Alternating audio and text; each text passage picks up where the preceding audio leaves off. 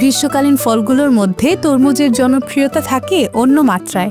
প্রতি বছর গরমকাল জুড়েই মানুষের প্রাণ জড়িয়ে থাকে ফলটি।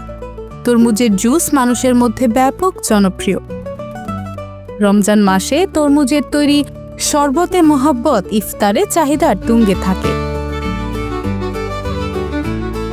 আপনারা কি জানেন এই তরমুজ ক্ষেত থেকে কিভাবে আপনার কাছে এসে পৌঁছে? তরমুজ সাধারণত বরিশাল, ভোলা, পটুয়াখালী, বরগুনা এলাকায় বেশি উৎপন্ন হয়ে থাকে। সেসব জায়গা থেকে তরমুজগুলো আসে সদরঘাটে। সদরঘাটে এসে পৌঁছাতে সময় লাগে 1.5 থেকে 2 দিন। কই থেকে নিয়ে আসছো? কালাই থেকে, বরিশাল ডিস্ট্রিক্ট। খ্যাতি ফলাইস আনছি চালু গাড়ির নামার থেকে আনছি আর কি।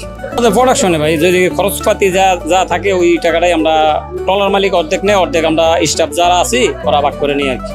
তরমুজ ঘাটে এসে পৌঁছানোর পর শ্রমিকেরা তার টুকরিতে করে মাথায় নিয়ে আড়ত পর্যন্ত যায়। এই কাজের জন্য তারা সামান্যই পারিশ্রমিক পান।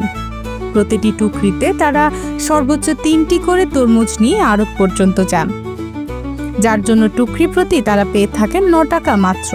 বোট থেকে মাল আনলোড করি, মাল আমরা টুকরিতে করে আলগাই দিই।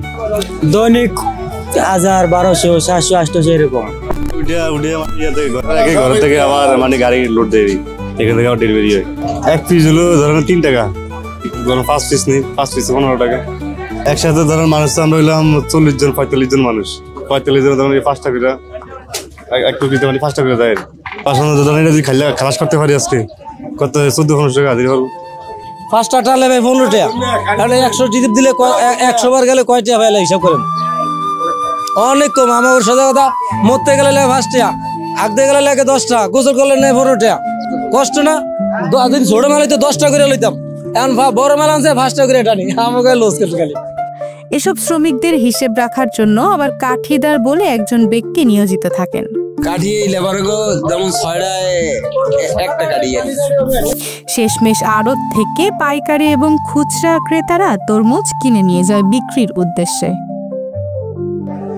যে টাকা বিক্রি হয় এর উপরে ভিত্তি করে আমরা 10% আড়তদারি কাটি, আর যে টাকা বিক্রি হবে তার সবই চাষিদের, আমাদের কিছুই না।